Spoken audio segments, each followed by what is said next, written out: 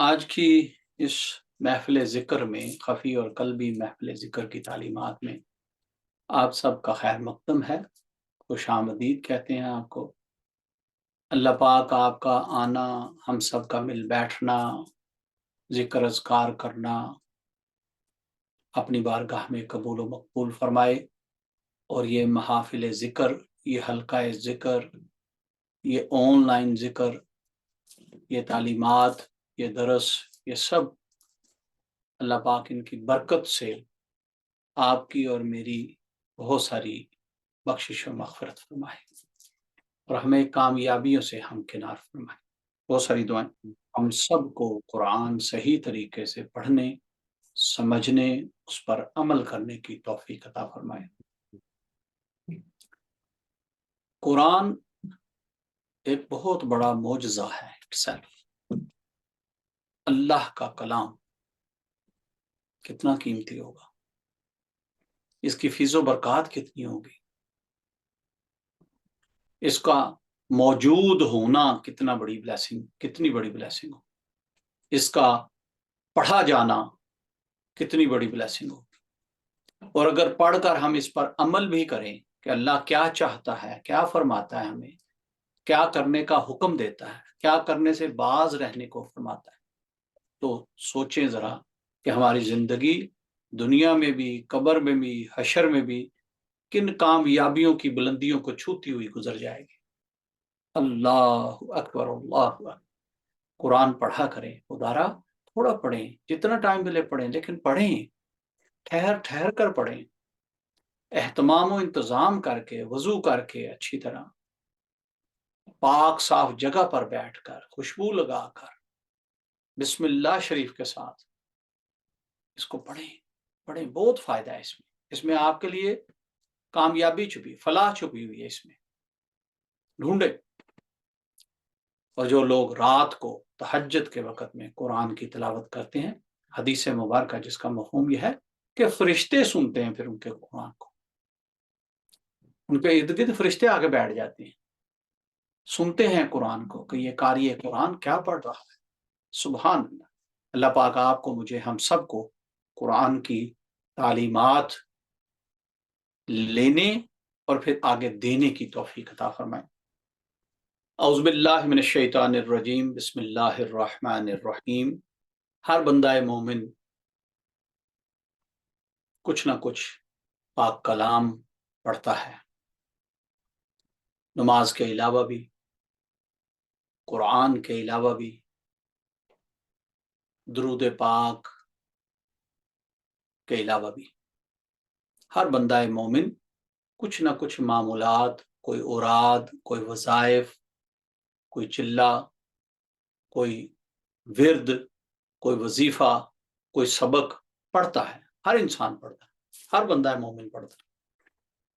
بس ہمیں یہ آج کی بات سے، آج کی اس نشست سے یہ سمجھنا ہے کہ کیا پڑھنا چاہیے اور کیا نہیں پڑھنا چاہیے۔ یہ بڑا ضروری موضوع آج کا ہے۔ بہت سارے احباب اس معیار کو نہیں سمجھتے کہ ہمیں کیا پڑھنا چاہیے اور کیا نہیں پڑھنا چاہیے، حالانکہ ہے تو ساری پاک کلام، ساری پاک کلام ہے، لیکن اس کے باوجود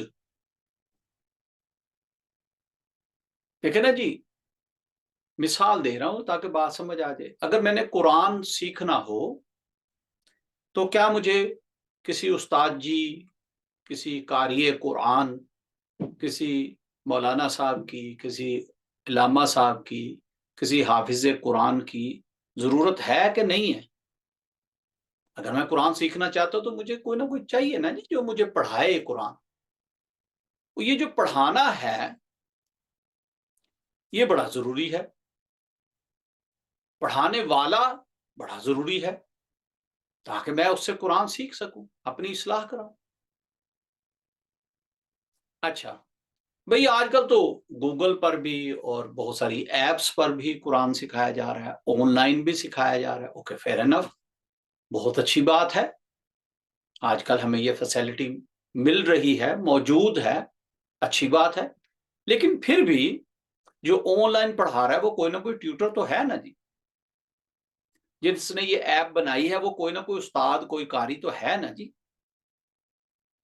کوئی اگر کہیں بھی کوئی یوٹیوب میں یا کہیں بھی کسی نے کوئی ریکارڈنگ کر کے یا اس کو قرآن کو سمجھنا آسان کر دیا تو اس کا مطلب کسی نہ کسی اس کام کے ماہر نے ہمارے لیے وہ سافٹ ویئر یا وہ ایپلیکیشن یا وہ پروگرام یا وہ ویڈیو لوڈ کی ہے نا جی.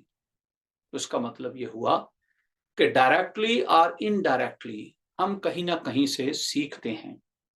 اگر ہم قرآن کسی بچے کے آگے یا کسی بالغ کے آگے بھی رکھ دیں جس نے پہلے نہ پڑھا ہو اسے کہیں پڑھو بھی قرآن، کیا وہ پڑھ لے گا؟ نہیں پڑھ سکتا. یہ میں نے مثال دی ہے بات سمجھانے کے لیے.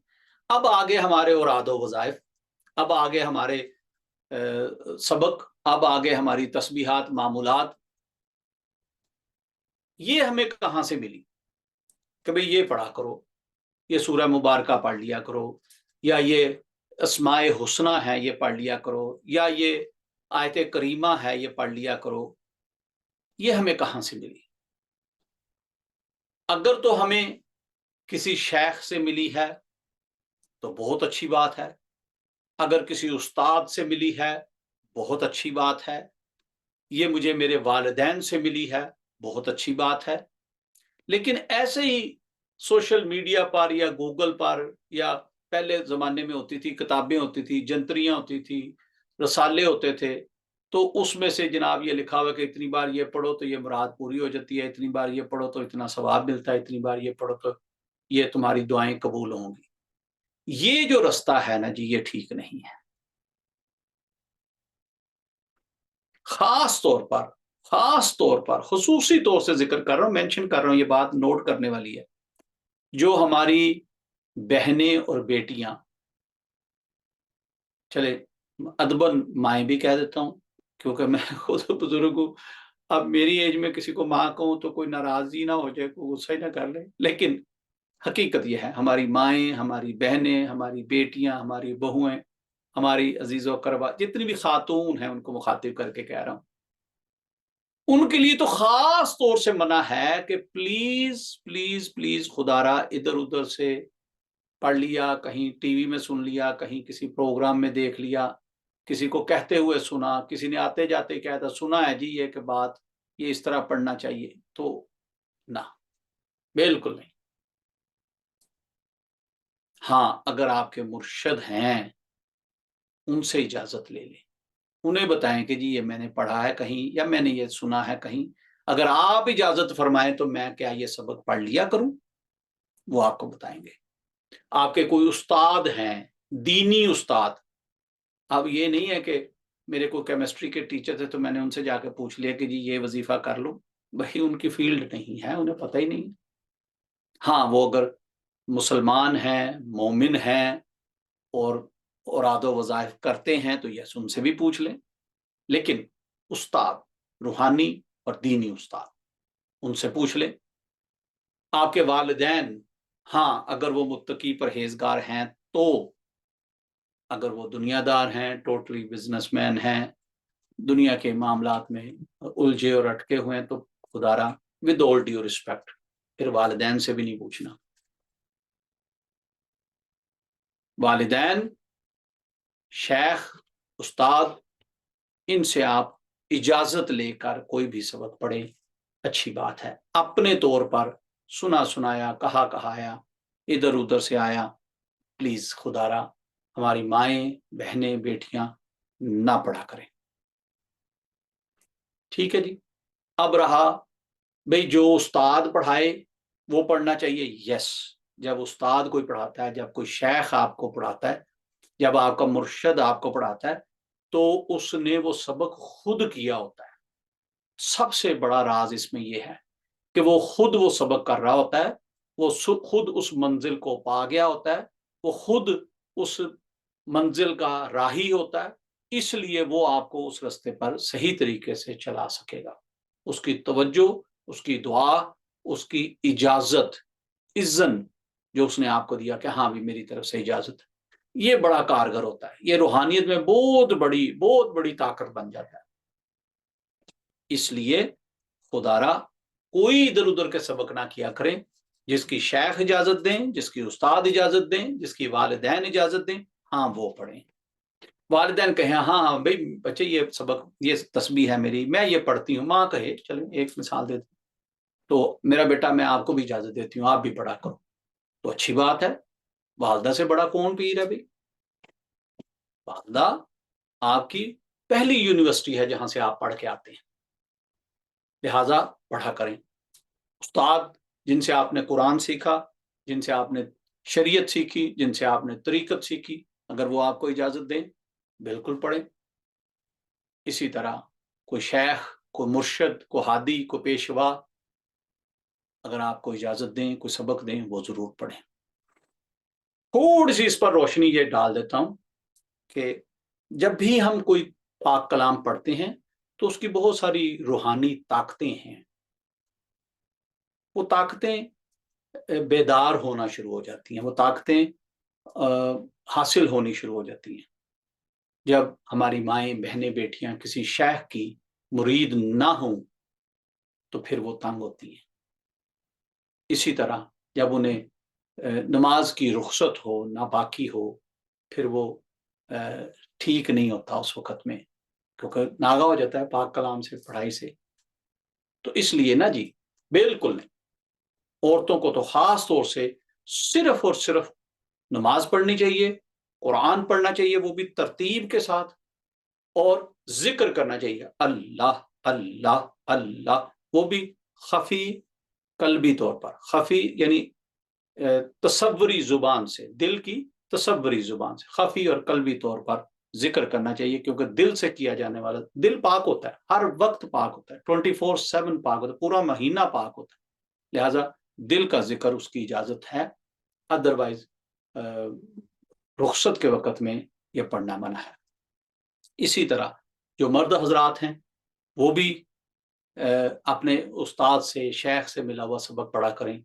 कुरान पढ़ना है तरतीब से पढ़ा करें। अपनी मर्जी से कहीं जंतरी में पढ़ा, रसाले में पढ़ा, कहीं टीवी पे सुना, किसी सोशल मीडिया मैसेज में देख लिया, कभी फलां सबक पढ़ा करें, इतनी बार पढ़ा करें, ये फ़ायदा होगा, ये फ़ायदा होगा। वो हमें नहीं करना चाहिए। या फिर वो सबक ले जाके अपने शेख से डिस्कस करें कि जी हज़रत अगर आप इजाज़त फरमाएँ तो ये सबक मैं पढ़ लूँ, इजाज़त है? तो फिर वो सबक पढ़ें। जब इजाज़त शामिल हो जाती है तो उसमें आपका फ़ायदा बढ़ जाता है, प्रोटेक्शन आ जाती है आपको। उसमें कोई अ क्या कहना चाहिए, कोई रूहानी कब्ज़ की सी कैफ़ियत नहीं होती, या कोई और उस पर ज़ोफ़ जो पाक कलाम का है वो नहीं आता। इसलिए जो भी पाक कलाम पढ़ें वो अपने मशाइख़, असातिज़ा और वालिदैन की इजाज़त से पढ़ें, इधर-उधर से सुना हुआ सबक ना पढ़ा करें। कुछ आयतें मुबारका जो अहादीस से साबित हैं, आपके और मेरे आका और मौला हज़ूर मोहम्मद मुस्तफ़ा सल्लल्लाहु अलैहि वसल्लम का फ़रमान आली शान है, बड़ी ऑथेंटिक अहादीस हैं ये, कि भई सुबह फजर की नमाज के बाद सूरह यासीन शरीफ की तिलावत किया करें। बहुत अच्छी बात है, बिल्कुल किया करें। आप सब कर सकते हैं। चले, हदीस मुबारका भी है और मेरी तरफ से भी आपको इजाज़त है कि जो भी सुबह फजर की नमाज के बाद सूरह यासीन शरीफ की तिलावत करना चाहता है उसको इजाज़त है, पढ़ें। फिर मगरिब की नमाज के बाद या इशा की नमाज के बाद सूरह वाक़िया पढ़ा करें। गना की सूरत है ये, अहादीस मौजूद है इस पर भी। फिर इशा की नमाज के बाद सूरह मुल्क पढ़ा करें। ये आपकी प्रोटेक्शन भी है और आपकी बख्शिश और मग़फ़िरत का सबब भी बनती है। सूरह मुल्क इशा की नमाज के बाद पढ़ा करें। सूरह कहफ जुम्मे के दिन, जो जुम्मे का दिन है उस दिन पढ़ा करें। आयतल कुर्सी हर फर्ज नमाज के बाद आप पढ़ा करें। ये सारी जो मैंने सूरतें बताई आपको, ये सारी की सारी आपके और मेरे आका मौला हजूर मोहम्मद मुस्तफ़ा सल्लल्लाहु अलैहि वसल्लम के फरमाने आली शान के मुताबिक हैं। आप इसको पढ़ा करें। आयतल कुर्सी बहुत बड़ी ताकत है। कुरान की तमाम आयात में से, सूरह मुबारका में से, आयात मुबारका में से ये सरदार आयत है। अगर आप नमाज, फर्ज नमाज के बाद इसका मामूल शुरू कर लें, एक बार पढ़ा करें, तो फरमान ये है कि उस बंदे और जन्नत के दरमियान सिर्फ मौत हायल है। बस जब मौत उतरेगी नेक्स्ट लम्हा वो जन्नत में होगा। इतनी बड़ी ताकत है, इतनी बड़ी फजीलत है इसकी, इतनी बड़ी ब्लेसिंग है इसकी, आयतल कुर्सी। हाँ भाई, मेरे मामलात बड़े ख़राब हैं, मुझे किसी ने नज़र बद लग गई किसी की, मुझ पर किसी ने जनाब कोई जादू कर दिया, कोई असरात छोड़ दिए, या कहीं मैं इन्फेक्टेड हूँ, मुझे लगता है कोई गड़बड़ है, फेयर इनफ, रोज़ाना रात को सोने से पहले एक तस्बीह आयतल कुर्सी की, यानी ये 100 वाली जो तस्बीह है ना, 101 दाने वाली, ये आयतल कुर्सी। शुरू में आप दरूद पाक पढ़ लें, बिस्मिल्लाह शरीफ भी पढ़ लें, लेकिन दरमियान में बिस्मिल्लाह शरीफ या दरूद पाक नहीं पढ़ना। यानी एक बार आपने आयतल कुर्सी पढ़ी, एक दाना फेंका, अब दूसरी बार आयतल कुर्सी शुरू करने से पहले बिस्मिल्लाह शरीफ नहीं पढ़नी, बल्कि कंटिन्यूसली सिर्फ आयतल कुर्सी ही पढ़ती रहने, और एंड पे जाकर फिर आप 11 बार दरूद पाक पढ़ लें। और जो पाक कलाम पढ़ी है आप सीने पे फूंक मारें, हाथों पे फूंक मार के चेहरे पे फेरें, हाथों पे फूंक मार के अपने ऊपर उठेल लें, बाजुओं पर फेरें, सीने पर, घुटनों तक, पांव तक बेशक हाथ फेरें। एक तस्बीह आयतल कुर्सी, बल्कि पढ़ा करें, इसकी बहुत बड़ी ताकत है, बहुत बड़ी प्रोटेक्शन है, बहुत बड़ी फजीलत है। आप सबको मेरी तरफ से इजाजत है, एक तस्बीह आयतल कुर्सी रोज पढ़ा करें सोने से पहले। अपने बच्चों को भी सिखाएं, अपने बहन भाइयों को, सिबलिंग को, अपने अखियार को सिखाएं कि भाई एक तस्बीह आयतल। अब तो ये तो बड़ा फितने का दौर है ना जी, ये क्या कहना चाहिए, दज्जाल का दौर है दूसरे लफ्जों में, बहुत फितना अंगेजी है इस दौर में। तो एक तस्बीह आयतल कुर्सी ये आपको हर फितने से महफूज रखेगी, क्या ज़ाहरी और क्या बातनी, क्या मुल्की और क्या इंटरनेशनली, हर फितने से आपकी प्रोटेक्शन है आयतल कुर्सी। और जो ये तस्बीह नहीं पढ़ना चाहते हैं, चलें, अब ये आपने खुद ही इंटेंशन, अपनी नीयत बनानी है, मैं आपको जोर नहीं दे रहा।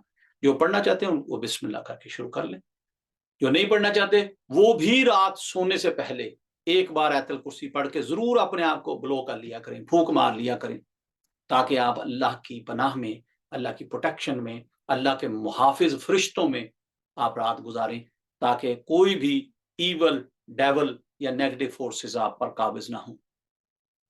आयतल कुर्सी बहुत बड़ी ताकत है, बहुत बड़ी ताकत है। और जो अहले तरीकत है उनको तो लाजिम एक तस्बीह आयतल कुर्सी पढ़ना चाहिए। तो ये सारे मामूलात जो मैंने आपसे गोश गुजार किए, इनकी आपको इजाज़त है, आप पढ़ें।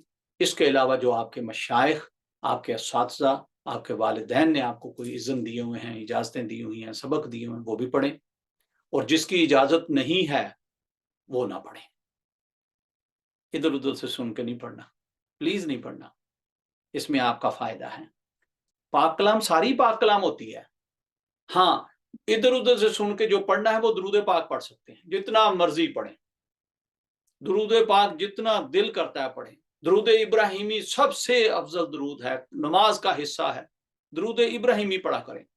हर मसले का हल इसमें है, हर खुशहाली खैर बख्ती इसमें मौजूद है, हर ब्लेसिंग इसमें, हर फजीलत इसमें मौजूद है। लिहाजा दुरूद पाक जितना मर्जी पढ़ें, उसके लिए किसी इजाजत की जरूरत नहीं है। अल्लाह ने फरमा दिया, मैं और मेरे फरिश्ते मोहम्मद सल्लल्लाहु अलैहि वसल्लम पर दरूद पढ़ते हैं, ऐ ईमान वालो तुम भी दरूदो सलाम भेजा करो। लिहाजा दरूद पाक पढ़ें, बेतहाशा पढ़ें, जितना दिल करता है पढ़ें। हाँ, जो हमारी माएँ, बहनें, बेटियां नमाज से रुखसत में हों वो ज़रा अवॉइड करें, वो ज़रा अवॉइड करें। जब बाकी हो तो फिर शुरू कर लें दरूद पाक पढ़ना। वो दरूद पाक की बड़ी फजीलत है। मैंने ये जितनी भी तस्बीहात, मामूलात मैं अपने मुरीदीन को या अपने साथियों को बताता हूँ या देता हूँ ना जी, वो मैं खुद भी करता हूँ, मेरे मामूलात का हिस्सा है। मैं रोज़ाना करता हूँ, रोज़ाना पढ़ता हूँ। اب ڈیٹیل میں نہیں جاؤں گا بھائی اپنی ساری معاملات بتانے میں، لیکن یہ ہے کہ آپ کو اجازت ہے آپ بھی پڑھا کریں۔ اچھا، معمولات سے مجھے ایک بات اور جو میں آپ کو ایڈوائز کرنا چاہوں گا کہ بھئی جو بھی پاک کلام پڑھیں، چاہے تھوڑی پڑھیں، اس کو پھر روزانہ پڑھا کریں۔ مثال کے طور پر بھئی میں نے لا الہ الا اللہ کی تسبیح شروع کر لی، تو پھر وہ تسبیح روز پڑھیں۔ میں جناب میرے مرشدوں سے اجازت ہے بھئی آپ سبحان اللہ و بحمدہ سبحان اللہ العظیم پڑھا کریں، تو بھئی پھر اس کو روز پڑھیں۔ استغفر اللہ کی تسبیح میں نے اجازت دی ہوئی ہے اسی طرح تعلیمات میں۔ اچھا، استغفر اللہ پڑھیں، پھر روز پڑھیں، چاہے ایک تسبیح پڑھیں۔ جو بھی سبق آپ پڑھیں اس کو روزانہ کا معمول بنا لیں۔ جب آپ روزانہ کا معمول بنا لیتے ہیں تو اس کی فیض و برکات بڑھ جاتی ہیں، اس کی فضیلتیں بڑھ جاتی ہیں، اس کے بہت سارے ثمرات آنے پھر شروع ہو جاتے ہیں۔ یہ نہیں کہ میں نے بھی ہفتہ 10 دن پڑھا، مہینہ پڑھا پھر چھوڑ دی، پھر جناب 6 مہینے سال پڑھا پھر چھوڑ دی۔ نہیں جی نہیں، مجھے تو 5-10 سال ہو گئے ہیں پڑھتے پڑھتے، اب آ کے میں نے چھوڑ دی۔ نہیں بھی، چھوڑنے والا کوئی چکر نہیں۔ جب بھی کوئی تسبیح شروع کریں کوشش کریں اس پر استقامت رہے، قائم رہیں، اس کو اپنا معمول نہیں بھی میں بیمار تھا، میری صحت ٹھیک نہیں، چلو بھی کم پڑھ لو، تھوڑا پڑھ لو۔ بھئی میں سفر میں تھا، کوئی زیادہ نہیں پڑھ سکا، چلو تھوڑا سا سبق دہرا لو، بس حاضری لگا لو، جہاں موقع ملا پھر تھوڑی زیادہ کر لی تھی، ڈبل کر لی۔ لہٰذا معمولات جو ہیں وہ نہیں چھوڑنے، چاہے کیسی ہی معاملات ہوں، کیسے ہی حالات ہوں، کیسے ہی واقعات ہوں، آپ جو بھی روٹین یا پریکٹس آپ کی ہو وہ آپ روزانہ کریں۔ میں اکثر باتیں مثال دے کے سمجھاتا ہوں، آپ کو پھر ایک مثال دے کے سمجھا دیتا ہوں۔ بھئی میں کھانا کھاتا ہوں روز، تو میں اگر کھانا بیچ میں چھوڑ دوں، کھانا کبھی کھا لیا کبھی نہیں کھایا، 2-4 دن نہیں کھایا پھر 2-4 دن کھا لیا، آپ مجھے خود ہی ورک آؤٹ کر کے بتائیں کیا میری صحت اچھی رہے گی؟ نہیں، کہیں نہ کہیں کمزوری واقع ہوگی۔ اسی طرح روح کی جو غذا ہے وہ یہ پاک کلام ہے، یہ نورانیت روحانیت ہے۔ میں اگر اپنی روح کو ایک غذا دے رہا ہوں روز، پھر اس میں گیپ ڈال دیتا ہوں، پھر تھوڑا سا پڑھ لیتا ہوں، پھر کبھی چھوڑ دیتا ہوں، یا میں پڑھ رہا تھا پھر بیچ میں بالکل ہی چھوڑ دیا، تو اس طرح سے ہماری جو روحانیت ہے وہ کمزور پڑ جاتی ہے، ہماری جو فیض و برکات، جو بلیسنگ ہمارے ساتھ ہوتی ہیں وہ کم پڑ جاتی ہیں۔ اللہ والے جو ہیں وہ اپنے تسبیحات، اپنے معمولات نہیں چھوڑتے، ضرور کرتے ہیں۔ ہاں، جیسے میں نے بتایا بھی صحت ٹھیک نہیں ہے، کوئی مصروفیت بڑھ گئی، کوئی سفر میں ہیں، چلے تھوڑے کم کر لیے، لیکن روزانہ اللہ اور اس کے رسول کی بارگاہ میں اپنی حاضری ضرور لگایا کریں، تسبیحات معمولات ضرور کیا کریں، اور جو کر رہے ہیں ان کی اجازت لے کر کریں تاکہ اس کی فیض و برکات بڑھ جائیں۔ اور جو اللہ کے پیارے نبی آپ کے اور میرے آقا و مولا حضور محمد مصطفیٰ صلی اللہ علیہ وسلم نے قرآنی آیت مبارکہ، سورہ مبارکہ بتائی ہوئی ہیں، ان کو بھی معمول بنا لیں۔ اس میں آپ کا فائدہ ہے، اس میں آپ کے لیے بھلائی ہے، اس میں آپ کے لیے اور میرے لیے، ہم سب کے لیے کامیابی ہے۔ اللہ پاک ہمیں